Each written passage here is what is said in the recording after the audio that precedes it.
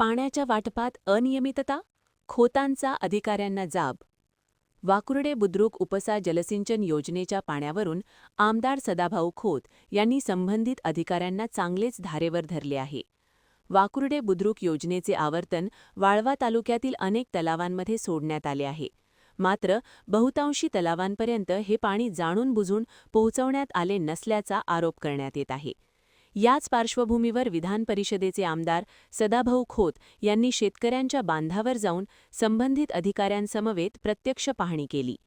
या पाहणीदरम्यान जिथे पाण्याची गरज नाही अशा तलावांमध्ये पाणी सोडण्यात आले असून जिथे खरोखरच पाण्याची आवश्यकता आहे अशा ठिकाणी पाणी पोहोचलेले नाही असे निदर्शनास आले. यामुळे संतप्त झालेल्या आमदार खोत यांनी संबंधित अधिकाऱ्यांना जाब विचारत धारेवर धरले.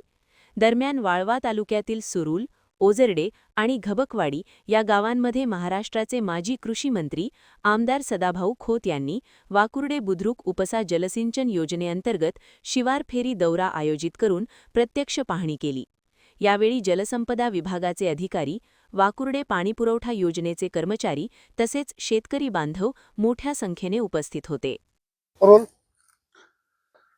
आज सुरूल, ओझरडे, घबकवाडी या ठिकाणी पाटबंधाऱ्याच्या अधिकाऱ्यांच्या बरोबर शिवार फेरी संपन्न होत आहे. निश्चितपणानं महायुतीचं सरकार, देवाभाऊंचं सरकार ग्रामीण भागामध्ये तहानलेला पाणी देण्याचं एक चांगलं काम करत आहे. परंतु एकंदरीत हे काम जनतेच्या मनात कसं आहे, जनतेला काय वाटतं हे प्रत्यक्षात शेत शिवारात जाऊन माहिती घेतली असता ज्या भागामध्ये आज पिण्याच्या पाण्याची कमतरता नाही आहे अशा भागामध्ये वाकुर्डे बुद्रुक योजनेचं पाणी सोडलं गेलेलं आहे.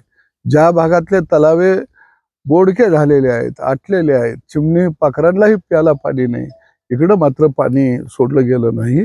निश्चितपणानं सरकार जनतेच्या पाठीशी उभा राहून ठामपणानं काम करत आहे. परंतु खाईची सगळी यंत्रणा ही पोखरली गेलेली आहे. दबावाखाली, राजकीय दबावाखाली खऱ्या अर्थानं काम करत आहे आणि ही अत्यंत गंभीर बाब आहे. सुरूल, ओझरडे, रेठरे धरण, घबकवाडी या परिसराला पिण्याच्या पाण्याची आता सध्या प्रचंड मोठ्या प्रमाणामध्ये गरज आहे आणि या संदर्भामध्ये राज्याचे पाटबंधारे मंत्री विखे पाटील साहेब यांच्या या निदर्शनाला बाब आणून दिली जाईल आणि लवकरच या संदर्भामध्ये मंत्रालयामध्ये बैठक आयोजित केली जाईल.